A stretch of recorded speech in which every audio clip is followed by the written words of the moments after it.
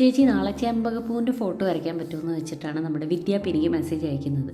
പിന്നെന്താ ചെമ്പകം വരയ്ക്കാലോ എന്ന് പറഞ്ഞിട്ട് ഞാൻ ഒരു ചെമ്പകത്തിൻ്റെ ഫോട്ടോ അയച്ചു കൊടുത്തിട്ട് ഇത് മതിയോ എന്ന് ചോദിക്കുമ്പോഴാണ് അതല്ല പുള്ളിക്കാരത്തിയുടെ ചെമ്പകമാണ് ഞാനിപ്പോൾ വരച്ചുകൊണ്ടിരിക്കുന്നത്. ഈ പൂവ് ശരിക്ക് ഞങ്ങളുടെ സൈഡിലൊക്കെ പാലപ്പൂ എന്നാണ് ഇതിന് പറയാം.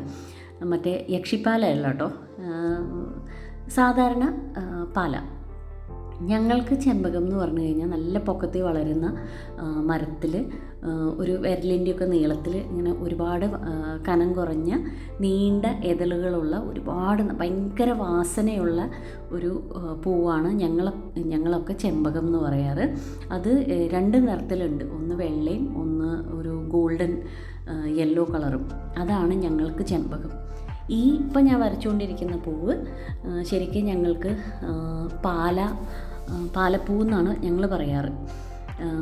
ആലപ്പുഴ സൈഡിലൊക്കെ ഇതിനെ ചെമ്പകം എന്നാണ് പറയുന്നത്.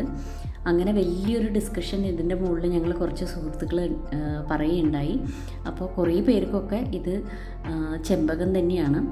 പിന്നെ ഒരാൾ പറഞ്ഞു ഇത് കാട്ടു ചെമ്പകവും ഞങ്ങളുടെ സൈഡിൽ വിളിക്കുന്ന ചെമ്പകവും പനിനീർ ചെമ്പകവും ആണെന്ന് പറയുന്നു. അതിൻ്റെ ഇടയിൽ ബോട്ടണിക്കാരി വന്ന് പറയുന്നു ഇത് രണ്ടും രണ്ടാണ്, ചെമ്പകമേ അല്ല, ഇത് പ്ലുമേറിയ ഫാമിലിയിലുള്ളൊരു പൂവാണ്. മറ്റേ ഞാൻ ചെമ്പകം എന്ന് പറയുന്നത് മഗ്നോളിയ ഫാമിലിയിലുള്ളൊരു പൂവാണെന്ന്. അപ്പോൾ ഇപ്പോഴും തർക്കം തീർന്നിട്ടില്ല, ഇതാണോ ചെമ്പകം അതോ ഞാൻ പറയുന്നതാണോ ചെമ്പകം എന്ന്.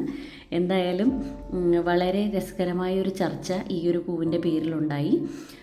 ഇംഗ്ലീഷിൽ ഈ ഒരു പൂവിൻ്റെ പേര് ഫ്രാങ്കിപ്പനി എന്നാണ്. ഒരുപാട് കോമൺ ആയിട്ട് നമ്മുടെ നാട്ടിൽ പല വീടുകളിലും ഈ പൂവ് കാണാറുണ്ട്. ഇതിൻ്റെ വേറെ ഒരു പിങ്ക് നിറത്തിലും ഈ പൂവ് കണ്ടിട്ടുണ്ട്. അപ്പോൾ എന്തായാലും ചർച്ചകൾ തുടരട്ടെ. ഇതാണോ ശരിക്കുള്ള ചെമ്പകം അതോ ഞാൻ പറയുന്നതാണോ ചെമ്പകം എന്ന് ചർച്ചകൾ നടക്കട്ടെ. ഞങ്ങളീ പറഞ്ഞ പേരുകളല്ലാതെ വേറെ ഏതെങ്കിലും പേരിൽ നിങ്ങളുടെ നാട്ടിൽ ഈ പൂവിനെ വിളിക്കുന്നുണ്ടെങ്കിൽ ആ പേരുകളും പോരട്ടെ. അപ്പോൾ ഇന്നത്തെ പൂവാണ് നമ്മുടെ വിദ്യാപ്പിയുടെ ചെമ്പകം, ഞങ്ങളുടെ പാലപ്പൂവ്. അപ്പോൾ ഈ ഒരു സജഷൻ തന്ന വിദ്യാപ്പി താങ്ക് യു സോ മച്ച്. അപ്പോൾ നാളെ മറ്റൊരു പൂവായിട്ട് വരാം. ബൈ.